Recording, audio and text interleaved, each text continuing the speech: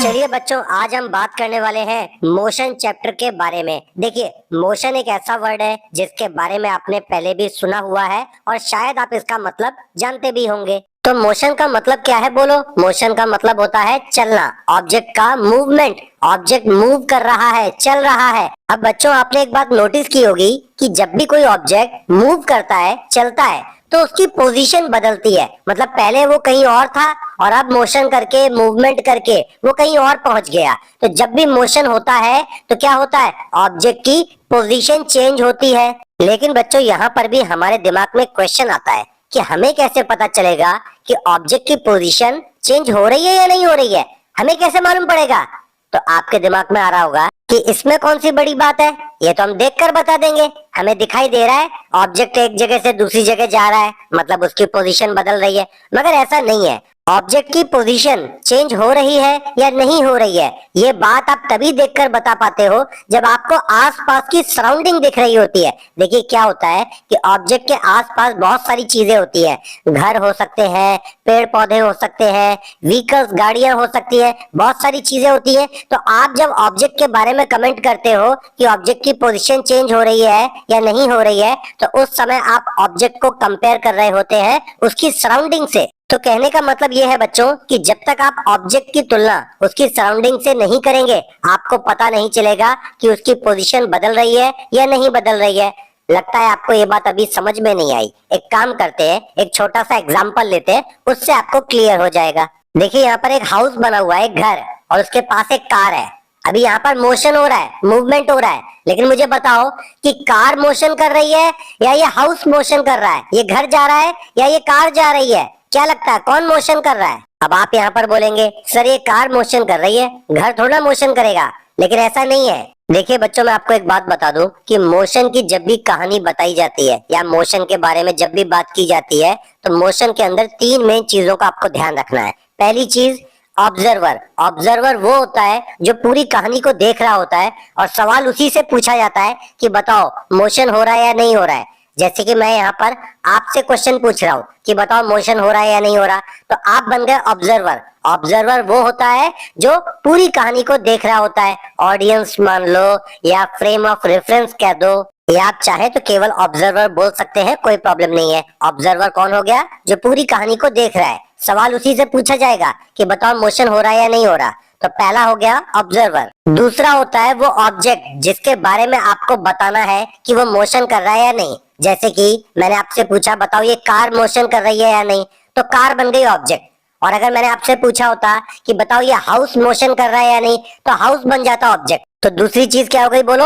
Object. और तीसरा होता है बच्चों सराउंडिंग। सराउंडिंग के अंदर सारी चीजें आ जाती है। जैसे कि मैंने आपसे पूछा, बताओ ये कार मोशन कर रही है या नहीं, तो कार तो ऑब्जेक्ट हो गई। और कार को छोड़कर बाकी सब कुछ, अगल बगल जो कुछ भी आपको दिख रहा होगा, जैसे कि ये हाउस या इसके और आसपास अगर कोई पेड़ पौधे हैं या कहीं पर और अदर व्हीकल्स हैं, तो वो सब क्या हो गए? वो सब सराउंडिंग का हिस्सा माना जाएगा। तो बोलो, यहाँ तक बात समझ में आ रही है? मोशन के अंदर तीन चीजें इन्वॉल्व हो गई। नंबर 1 ऑब्जर्वर जो पूरी कहानी को देखेगा, नंबर 2 ऑब्जेक्ट जिसके बारे में क्वेश्चन पूछा जाएगा, और नंबर 3 सराउंडिंग, क्योंकि कंपैरिजन सराउंडिंग से ही करना है। आप बताएंगे तो आंसर ऑब्जेक्ट के बारे में, मगर तब तक नहीं बता पाएंगे जब तक आप ऑब्जेक्ट की तुलना, ऑब्जेक्ट का कंपैरिजन सराउंडिंग से नहीं कर लेते हैं। अब चलिए इस चीज को अच्छे से समझते हैं। मैंने सबसे पहले आपसे पूछा कि बताओ ये कार मोशन कर रही है या नहीं कर रही है, तो मैंने पूछा किससे है? आपसे। तो आप कौन हो गए? ऑब्जर्वर। किसके बारे में पूछा? कार के बारे में पूछा। तो कार क्या हो गई? ऑब्जेक्ट। और बाकी सब कुछ, घर या पेड़ पौधे जो भी अगल बगल है, वो क्या हो गया? सराउंडिंग। अब बच्चों, एक बात यहाँ पर ध्यान रखना कि जो ऑब्जर्वर है जिससे क्वेश्चन पूछा गया है, वो कभी भी अपने आप को मोशन में नहीं मानता। उसको हमेशा ये लगता है कि मैं रेस्ट कंडीशन में हूँ। तो यहाँ पर आप ऑब्जर्वर हैं क्योंकि आपसे क्वेश्चन पूछा गया है, तो आप अपने आप को रेस्ट कंडीशन में ही मानेंगे। अब हम ये देख लें कि आप क्या आंसर बताएंगे। लेकिन एक मिनट, आंसर बताने में इतनी जल्दबाजी मत करो, आराम से बैठकर बताओ। अब इसका क्या मतलब है? कहने का मतलब ये है आप कहाँ पर बैठे हो, आप कहाँ पर खड़े हो, ऑब्जर्वर कहाँ है, उसके हिसाब से हर बार आंसर अलग आएगा। आप ये मत सोचना कि आप कभी भी आंसर बताओगे तो वो आंसर हम मान लेंगे, नहीं। पहले हम आपसे पूछेंगे कि आप बैठे कहाँ हो, आप कहाँ पर खड़े होकर पूरी कहानी को देख रहे हो। तो चलिए हम सबसे पहले आपको कहीं बाहर खड़ा कर देते हैं। मतलब आप ना तो कार के अंदर बैठे हैं और ना ही हाउस के अंदर बैठे हैं, आप कहीं बाहर खड़े हैं। अब बच्चों जब आप बाहर खड़े हैं तो बताओ आप ऑब्जेक्ट का हिस्सा बन गए या सराउंडिंग का हिस्सा बन गए? भाई ऑब्जेक्ट तो वो कार है और उसके अगल बगल जो भी कुछ था वो सराउंडिंग था, और अभी आप बाहर सराउंडिंग में खड़े हैं तो आप भी सराउंडिंग का हिस्सा बन गए, आप भी आसपास के वातावरण का ही हिस्सा बन गए।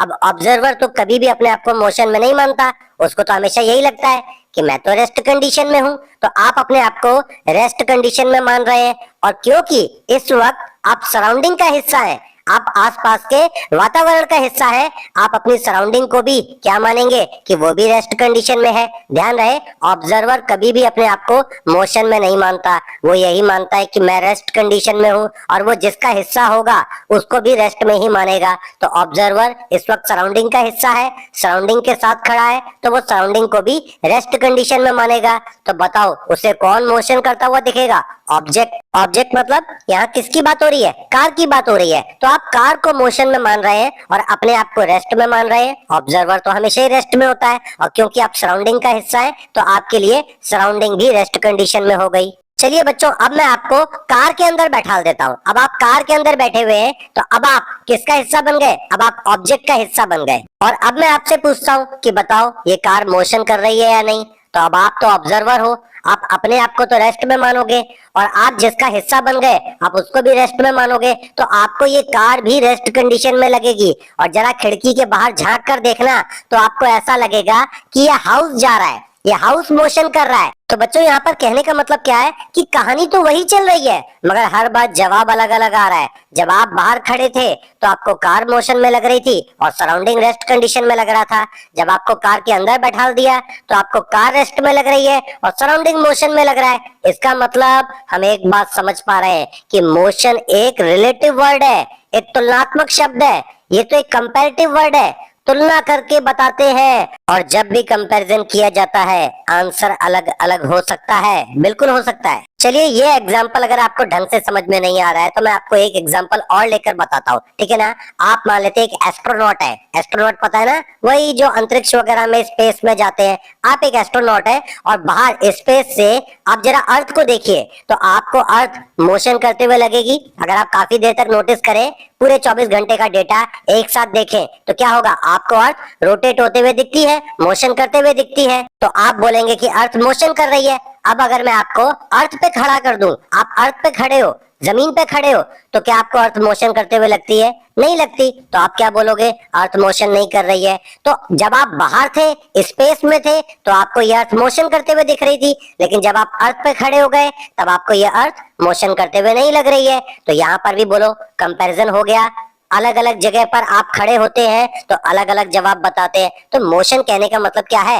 एक कंपैरेटिव वर्ड है, तुलनात्मक शब्द है। जब तक आप ऑब्जेक्ट का कंपैरिजन सराउंडिंग से नहीं करेंगे तब तक आपको आपका जवाब नहीं मिलेगा। अब देखा जाए तो ऐसे तो सन भी रेस्ट कंडीशन में दिखेगा, लेकिन अगर आप मिल्की वे गैलेक्सी, जो हमारी गैलेक्सी है, उससे बाहर निकल कर देखें तो ये सारी गैलेक्सी जो पूरे ब्रह्मांड में है ये भी मोशन कर रही हैं।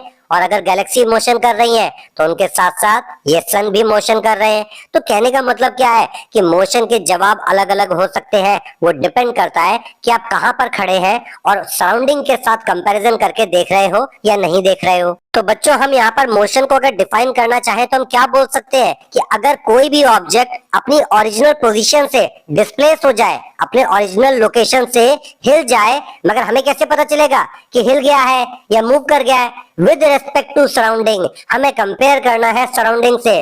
Then the object is said to be in motion, तभी हम बोलेंगे कि ऑब्जेक्ट मोशन में है। तो बोलो डिफाइन करने का सही तरीका क्या होगा? If the object displaces from its original position, मतलब कोई ऑब्जेक्ट अपने ओरिजिनल पोजीशन से डिस्प्लेस हो जाए, हिल जाए, with respect to surrounding, surrounding की तुलना में, then the object is said to be in motion, तभी हम कहेंगे ऑब्जेक्ट मोशन में है। तो बच्चों उम्मीद करता हूँ कि मोशन क्या है ये बात आपको समझ में आ गई होगी।